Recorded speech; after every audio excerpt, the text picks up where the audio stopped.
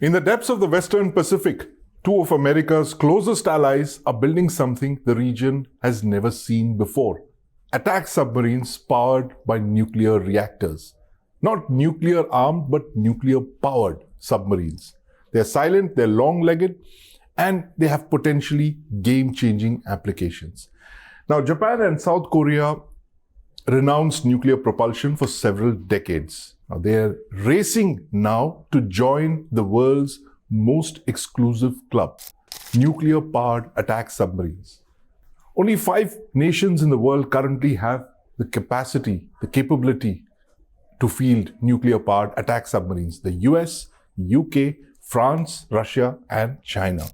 Now, nuclear-powered attack submarines are versatile underwater killing machines.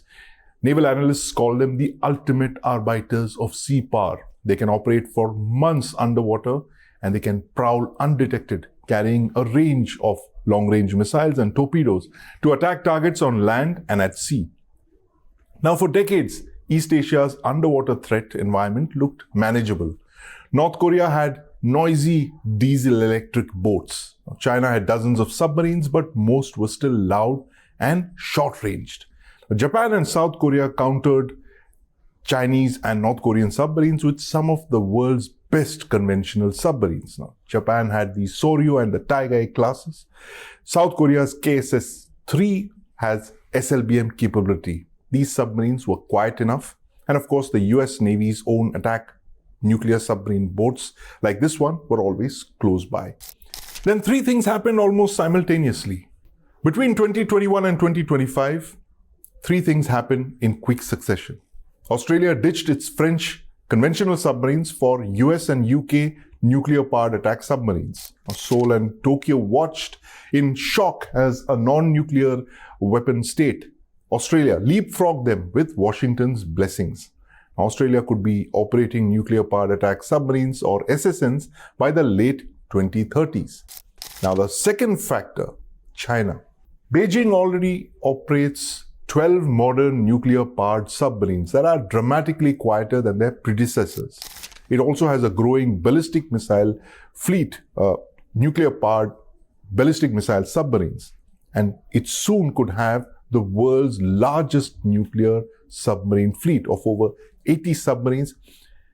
And it could soon have the world's largest submarine fleet of over 80 submarines by 2035. At least 20 of them will be nuclear-powered submarines like this one. Ballistic missile submarines, nuclear-powered attack submarines. Now, the third factor, North Korea's unstoppable progress. Now, Pyongyang has tactical nuclear weapons and it is testing submarine-launched ballistic missiles from 4,000-ton boats like this one. Now, suddenly, conventional submarines, however advanced, started to look like sedans in a Formula One race. Now, in June 2023, President Yoon Suk-yeol of South Korea openly declared that his country would study nuclear propulsion for submarines.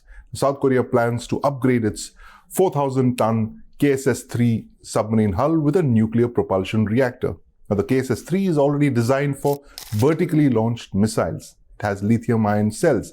If Korea succeeds in inserting a small indigenously developed 200-megawatt pressurized water reactor into the KSS-III design, it could have the first boat, the first SSN, as early as 2035. An SSN could end what some call range anxiety, the factor that limits conventional submarines. Now, Japanese and Korean submarines could stay on station off North Korea or in the South China Sea for months, not weeks. Now, Japan's path is slightly different. Instead of going fully indigenous like South Korea, Tokyo wants a co-development deal, ideally with United States or Britain, like AUKUS. Now, this submarine would be larger than the South Korean model, 6,000 to 7,000 tons, and it will be based on what many believe is the evolved Taiga hull with a modified US or British nuclear reactor. Now, the only problem is that Washington has been extremely reluctant to share nuclear reactor technology outside of nations like Australia. Now, both South Korea and Japan face domestic hurdles in going for a nuclear navy. Anti-nuclear groups have warned of nuclear militarization. And Japan, of course, has its pacifist constitution, which holds it back from developing such technology. Now, the benefits of both Japan and South Korea fielding SSNs are enormous.